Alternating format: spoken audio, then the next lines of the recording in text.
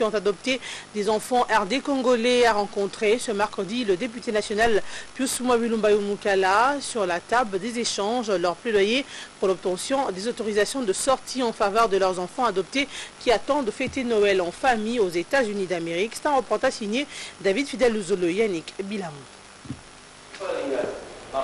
C'est un petit groupe représentatif des parents américains qui a fait le déplacement du siège du groupe de presse L'Avenir en compagnie de leurs enfants congolais pour rencontrer le député national Pius Mwabilumbayo. Premier motif de leur déplacement, dire merci au président national du Congrès national congolais pour son souci traduit par son implication dans toutes les questions liées aux enfants et son combat dans les dossiers des enfants congolais adoptés par des étrangers. Au-delà des remerciements, ses parents ont fait un plaidoyer pour qu'ils obtiennent des autorisations de sortie pour leurs enfants.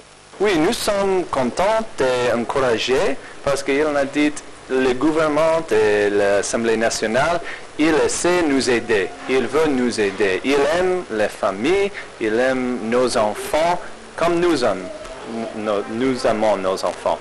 So, nous sommes très encouragés et on espère qu'on peut fêter Noël comme une famille entière. La finalité, en fait, c'était de savoir si la prérogative des lettres de sortie est toujours soumise à cette loi que nous attendons, la nouvelle loi sur les adoptions en République démocratique du Congo. Bisoto s'appelle Makas. Oui. Lelo eza malamu biso tozali américain na congolais pe moko. Eza malamu biso tomoni États-Unis na RDC lisanga moko. Biso nyoso tolingi bana mingi. Un bon père de famille, Pius Mwabilou a rassuré ses interlocuteurs de la poursuite de son combat jusqu'au dénouement final de la question, à savoir le vote, l'adoption et la promulgation de la loi sur l'adoption des enfants congolais avant la fin de la session en cours. Nous sommes en train de pousser le gouvernement comme pour qu'il nous dépose la loi sur l'adoption. Et nous avons promis à tous les parents que nous allons examiner cette loi avant la fermeture de l'Assemblée, c'est-à-dire avant le 15, pour vous permettre d'aller avec le voyageurs avec les enfants. Je sais que beaucoup de gens sont très touchés, beaucoup de parents sont très touchés. Nous sommes aussi touchés comme parents, parce que quand je vois des enfants avec leurs parents que vous êtes comme ça fait très mal. Ce n'est pas de vous qu'il s'agit. Si le gouvernement est parvenu à retarder certaines choses pour certains adultes qui n'ont rien à voir avec vous, et il y a lieu de souligner que c'est pour le bien aussi des enfants. Et à aucun moment le Congo peut se soustraire aux engagements qu'il a pris sur le plan international. Le souhait ferme de ces enfants congolais et de leurs parents américains est qu'ils fêtent ensemble Noël au pays de Barack Obama. Pour encourager davantage la lutte menée par l'élu des mots en bas, ses enfants lui ont remis un tableau et un recueil des mots d'amour.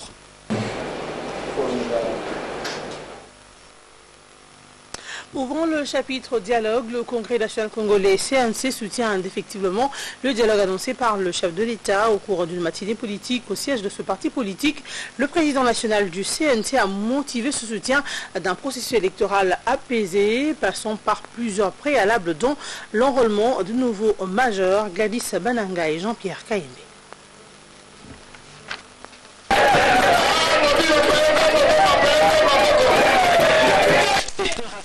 Unique en son genre au siège national du Congrès national congolais. Le président national de ce parti politique a échangé avec un échantillon de ses camarades, les membres du bureau politique, les fédéraux, les sectionnaires ainsi que les cellulaires, et tous accompagnés de leurs adjoints. Au menu, le dialogue initié par le chef de l'État Joseph Kabila sur demande de l'opposition. Le CNC soutient ce dialogue pour un processus électoral apaisé. Ceci passe par un examen minutieux, a-t-il renchéri, du fichier électoral, du calendrier électoral, de la problématique de la sécurisation des élections, mais surtout du financement du processus électoral. C'est de savoir, parmi tous ces gens-là, est-ce que ce que le chef a dit est vrai ou faux? Tout le monde sait que nous avons un budget en prévision de 8 milliards de dollars.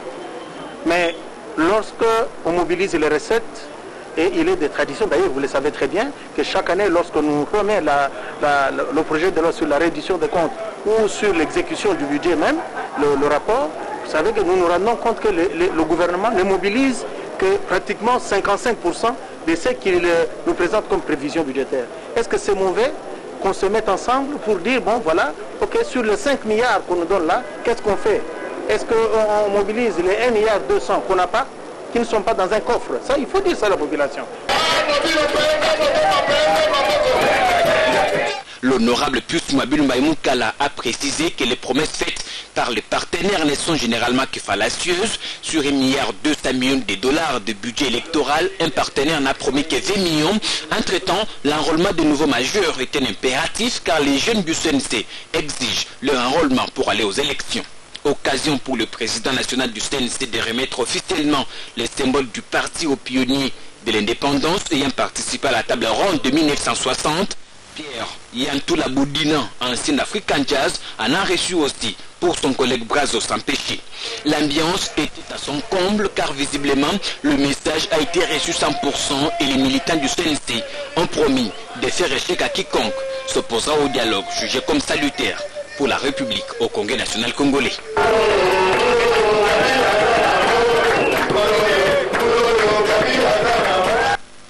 Sachez aussi que plusieurs partis politiques de la majorité présidentielle continuent à exprimer leur soutien au dialogue politique national convoqué par Joseph Kabila. Agir du député national Zakari Bababassé pense que c'est la meilleure voie pour résoudre le problème qui se pose dans le pays. Suivez ce reportage.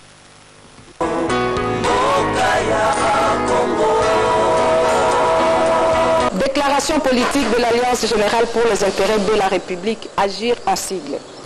Dans une vision perspective, mais aussi prospective, Agir estime que le dialogue est un principe actif de toute société comme l'arbre à palabre encouragé en Afrique.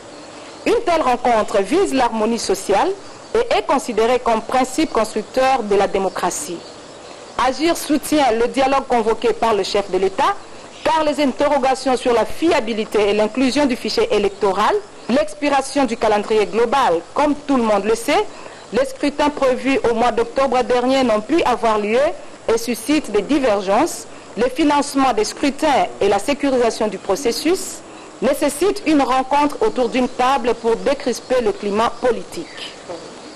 Agir, qui a 200 candidats à la députation provinciale sur toute l'étendue de la République démocratique du Congo, souhaite un dialogue qui permettrait d'aplanir les différends et conjurer la crise politique liée à l'organisation des élections voulues, crédibles, libres, démocratiques et transparentes dans le prescrit strict de la Constitution pour les intérêts de la République. Agir encourage les partis politiques et les forces vives de la nation à s'engager pour la tenue du dialogue dans un climat apaisé pour bâtir notre jeune démocratie. Agir exprime sa disponibilité à participer avec d'autres acteurs politiques à la reconstruction de notre cher et beau pays, je cite, la République démocratique du Congo. Après avoir examiné de fond en comble la situation politique, sécuritaire et le processus de démocratisation de la RDC, la dynamique des partis politiques signataires des accords de paix de Goma a fait une déclaration ce mercredi à Kinshasa. Ces partis politiques qui ont aussi passé en revue le dernier discours du chef de l'État ont décidé de soutenir le dialogue politique national avant d'inviter les confessions religieuses à remettre ces assises entre les mains de Dieu. On écoute leur porte-parole au micro de David Fidel-Zolo, Yannick Bilamou. La dynamique des partis politiques issus des accords de paix de Goma du 23 mars 2009 et alliés déclare ce qui suit. Notre soutien et adhésion totale et notre participation active au dialogue politique national inclusif convoqué par le chef de l'État car il s'agit d'un dernier espoir devant remettre la République sur les rails et poser des fondements solides d'une démocratie durable et d'un lendemain meilleur. Invitons les comités préparatoires ainsi que les participants à ces forums à inscrire en priorité au nom de la solidarité nationale la question de sécurité de l'Est et particulièrement celle des groupes armés tels que définis dans l'accord cadre d'Addis Abeba ainsi que la résolution 2211 du Conseil de sécurité des Nations Unies et les accords de paix de Goma. Invitons toutes les confessions religieuses à s'unir comme un seul homme pour remettre cet événement grandiose entre les mains de Dieu, notre Créateur, conformément aux Saintes Écritures que nous citons si mon peuple, ce qui est invoqué mon nom, simili, prie, cherche ma face et se détourne de ses voies, je l'exaucerai des cieux, je les bénirai et je guérirai leur pays. 2 Chroniques 7, verset 14. Mettons en garde toute la classe politique et plus particulièrement les participants à ces grands forums contre tout dérapage de quelque nature qu'il soit, car le devenir de la République ainsi que le processus de la démocratisation en dépend totalement. Invitons la communauté internationale à la neutralité et à l'accompagnement ainsi que la sécurisation du dialogue et de tous les participants en vue d'un aboutissement meilleur pour l'intérêt du Grand Congo, notre seule patrie. La tenue du dialogue politique national ainsi que l'arrivée déjà ce mercredi à Kinshasa du médiateur sont là entre autres sujets abordés par le ministre de la Justice, Garde des Sceaux et Droits humains qui assure l'intérim de son collègue des Affaires étrangères et de la coopération internationale et le corps diplomatique américain accrédité en RDC. Le ministre Alexis Thambwe Mwamba a expliqué au groupe d'ambassadeurs du corps diplomatique accrédité en RDC la vision du président Joseph Kabila en convoquant ce forum national. Suivez. L'ambassadeur des États-Unis d'Amérique en RDC fut le premier à être reçu par le ministre de la Justice, Garde des Sceaux et Droits humains qui assure l'intérim de son collègue des Affaires étrangères et coopération internationale. Alexis Thambwe Mwamba a fourni aux diplomates américains des informations en rapport avec la tenue du dialogue national et la vision du chef de l'État, Joseph Kabila, en convoquant ces forums nationaux. J'ai beaucoup apprécié que le ministre voulait me contacter afin de me présenter ces éclaircissements et je crois que tous mes collègues diplomatiques en seraient aussi contents de recevoir ces informations supplémentaires. Par la suite, le ministre de la Justice a échangé avec l'ambassadeur de la Russie en RDC. Les 2 personnalités sont revenues sur le message du président Joseph Kabila et son souci de voir les élections se dérouler dans un climat apaisé. Initiative saluée par le diplomate russe qui a aussi loué les efforts que fournit le chef de l'État Joseph Kabila. C'est dans la salle des réunions du ministère de la Justice que Alexis Thambwe Mwamba s'est entretenu avec les autres ambassadeurs du corps diplomatique américain, à savoir le Canada, le Brésil, le Venezuela, l'Uruguay et la République d'Haïti.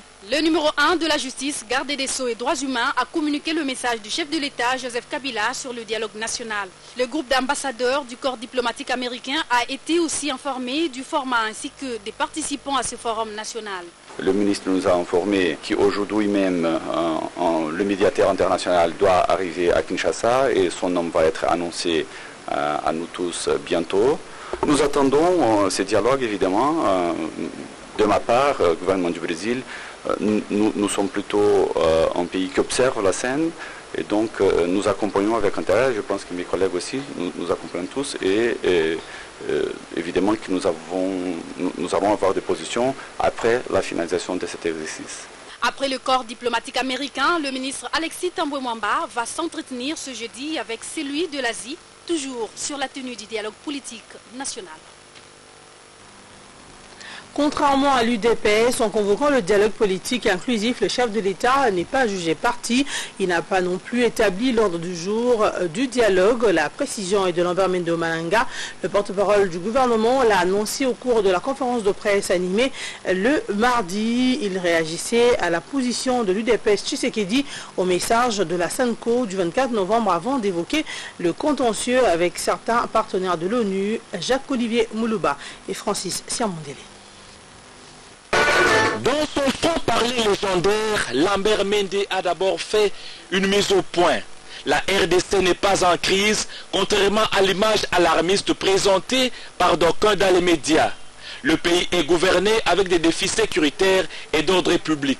Par la suite, évoquant la position de l'UDPS par rapport à la convocation du dialogue par le président de la République, qui serait à la fois juge et parti, le porte-parole du gouvernement a précisé.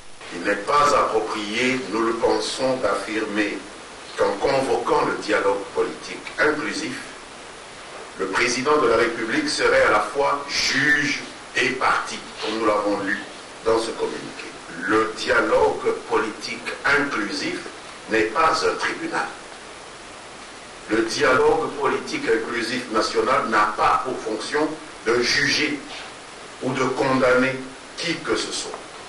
Parce que le dialogue politique national ne poursuit qu'un objectif, celui de créer les conditions les meilleures pour le passage de notre pays à la prochaine législature. Point barre. Nos collègues de l'UDPS reprochent au président de la République d'avoir établi l'ordre du jour du dialogue. C'est faux. Le président n'a pas établi l'ordre du jour du dialogue.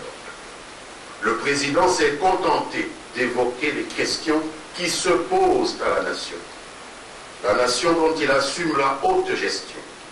Il s'est contenté d'annoncer la mise en place d'un comité préparatoire. Quant au message de la conférence épiscopale nationale du Congo du 24 novembre dernier, fustigeant la désignation des commissaires spéciaux dans les provinces, Lambert Mende a estimé que les évêques se sont substitués aux juges constitutionnels. Décréter de manière aussi péremptoire le caractère non conforme au texte d'une mesure du gouvernement, comme l'ont fait les signataires de la déclaration de la SENCO, c'est ignorer qu'en droit congolais, seule la Cour constitutionnelle est habilitée à déclarer une action conforme ou non conforme à la Constitution. Il en est de même du recours à l'article 64 évoqué par les évêques qui comporte un deuxième alinéa. Nous nous devons de les inviter pourtant à bien relire cet article 64 de la Constitution. Parce qu'ils ont oublié le deuxième paragraphe de cet article 64, en vertu duquel, je cite encore la Constitution, « Toute tentative de renversement du régime constitutionnel constitue une infraction imprescriptible contre la nation et l'État. Elle est punie conformément à la loi. » Fin de citation. Ainsi donc, inciter les citoyens à se soulever contre le régime constitutionnel qui est en place, conformément à la Constitution donc, comme beaucoup d'apprentis sorciers ont pris l'habitude de le faire, est une infraction imprescriptible, au même titre qu'un crime contre l'humanité.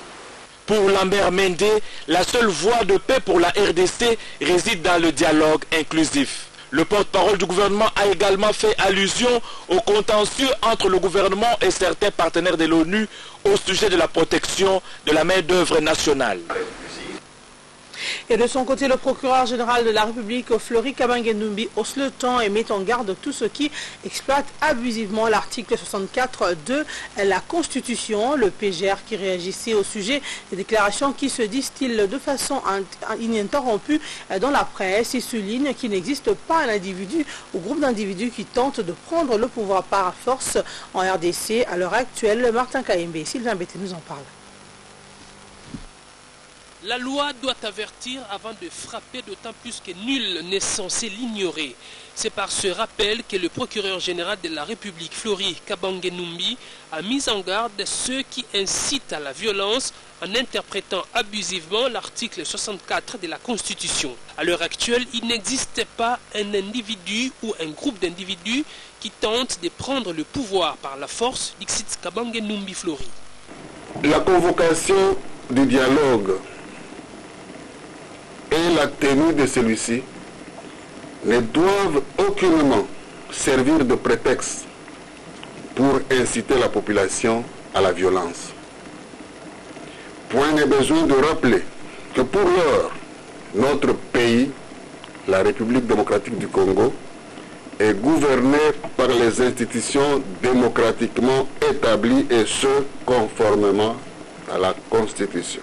Je voudrais inviter tous ceux qui font ces déclarations incitant à la violence de ne pas se borner à l'alinéa premier de cet article dont ils font d'ailleurs une lecture biaisée. Fleury Kabange-Numbi note que les institutions en place sont celles constitutionnellement établies.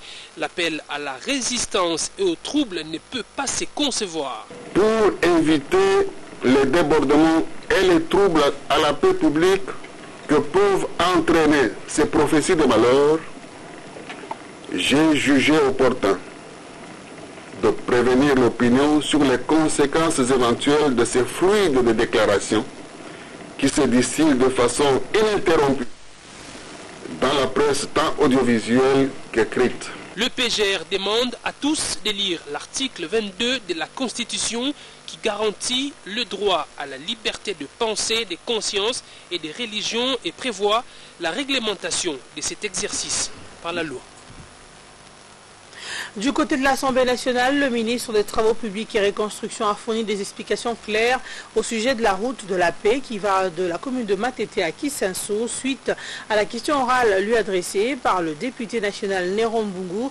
Fridolin Kaswechi a rassuré la représentation nationale de la volonté du gouvernement pour la réhabilitation des routes d'intérêt général à Kinshasa et plus la route de la paix. Suivez ce reportage. La réhabilitation des routes de Kinshasa reste une préoccupation pour le gouvernement de la République que dirige le Premier ministre Matata Ponyo Mapon. Fridolin Kaswechi, ministre des ITPR, l'a confirmé devant la représentation nationale lors de ses réponses à la question orale sur la route de la paix à Kisenso. Très bientôt, cette route va connaître des travaux pour sa modernisation. L'auteur de la question orale, Néron Mbungu, a été pris en partie par ses collègues de la circonscription électorale de Moamba et ceux de Kinshasa en général, du fait qu'il s'est approprié le constat de la réhabilitation de la route de la paix. Nous venons de loin. Lorsque moi j'ai demandé l'audience auprès du chef de l'État, au président Joseph Kabila, en 2009, il m'a reçu. Je n'ai pas dit ça à qui que ce soit, je n'ai jamais dit ça à qui que ce soit, parce que c'est que vous parlez avec le chef, il n'est pas moral que vous puissiez en parler avec d'autres personnes. C'est du bureau du président de la République qu'il a demandé au ministre Kaswechi de se joindre à moi pour venir visiter cette route-là pour la première fois. C'était la première visite du ministre Kaswechi dans la ville de Kinshasa. On a visité la venue de la paix du début jusqu'à la fin. Du pont Matete jusqu'à la fin, jusqu'à Kisenso, traversé Kisenso. On a traversé les marécages. On n'a pas visité seulement cette route-là. On est rentré, on a visité le pont Matete qui n'était pas encore modernisé comme il est modernisé aujourd'hui, qui posait des problèmes. On a visité ensuite une route à Kingaboa. Et on a visité la digue d'Indanou, comme vous le savez très bien. Les clients savent que la digue d'Indanou a cédé et nous pose beaucoup de problèmes depuis pratiquement 15-20 ans. Et à chaque pluie, à chaque forte pluie, nous enregistrons des destructions des maisons et des morts. Nous avons commencé les démarches. Nous nous battons. On a budgétisé tout ça. Mais le pays traverse des moments extrêmement difficiles. Il faut comprendre. Bien avant la question orale, les députés nationaux ont validé le mandat de 22 suppléants sur 25 prévus par la PAJ. Parlons à présent de la situation sécuritaire à Iringeti dans le territoire de Beni au Nord Kivu qui reste sous contrôle de forces armées de la RDC et de la MONUSCO. Selon le chef d'état-major adjoint de la MONUSCO, actuellement la coalition pilonne les positions des ADF qui ont entendu dernièrement Beni. Général Baïlaou s'est refusé de tout commentaire sur cette action militaire conjointe en cours. Il a en outre salué la présence du ministre national de la décentralisation et affaires coutumières ainsi que le gouvernorat du Nord Kivu pour rendre hommage. Dans l'église, moi,